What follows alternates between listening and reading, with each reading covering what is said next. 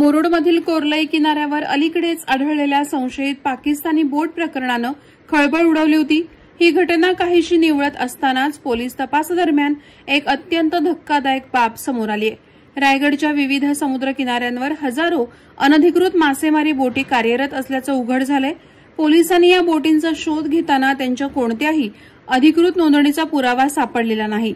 मत्स्य व्यवसाय विभागाकडे या बोटींची कोणतीही नोंद नसल्याचं स्पष्ट झालं असून या बोटी नियमबाह्यपणे समुद्रात मासेमारी व्यतिरिक्त आणखीही अवैध धंदे करत असल्याचा संशय आहे।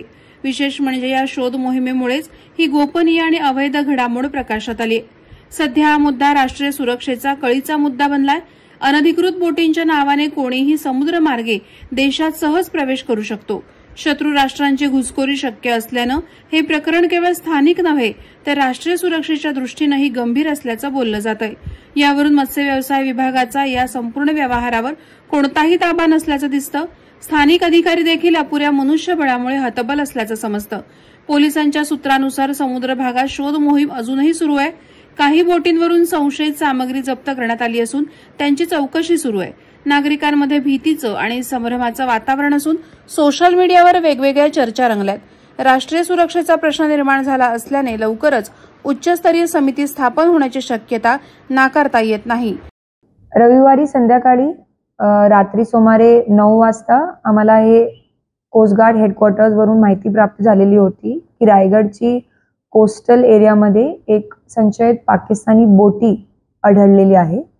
त्यानिमित्त सर्च ऑपरेशन्स कंडक्ट करण्यात आलेले होते, पेट्रोलिंग कंडक्ट करण्यात आलेली होती।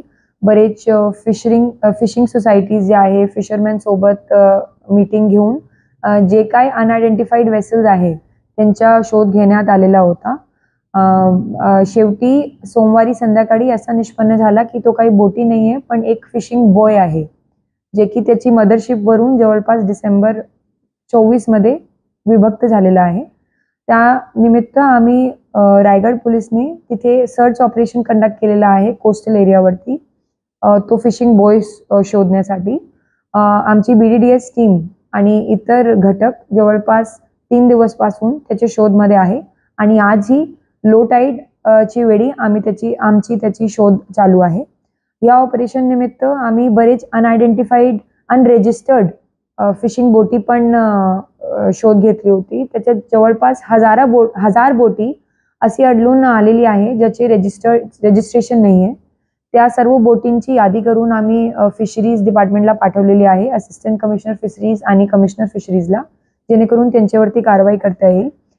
हे रजिस्ट्रेशन खूप महत्त्वाचं आहे आपली जे कोस्टल सिक्युरिटी आहे त्यानिमित्त आणि जे फिशरमॅन आहे त्यांची सिक्युरिटीसाठी खूप महत्त्वाचं आहे की ज्या बोटीचा ते वापर करत आहात ते बोटी रजिस्टर्ड असली पाहिजे, जेणेकरून पुढे जाऊन ते कधी फिशिंगसाठी गेले आणि काही घटना घडली की आपल्याला त्यांच्या लवकर शोध घेता आला पाहिजे आणि त्यांची काही हानी झाली तर त्याप्रमाणे त्यांना मदत करता आलं पाहिजे।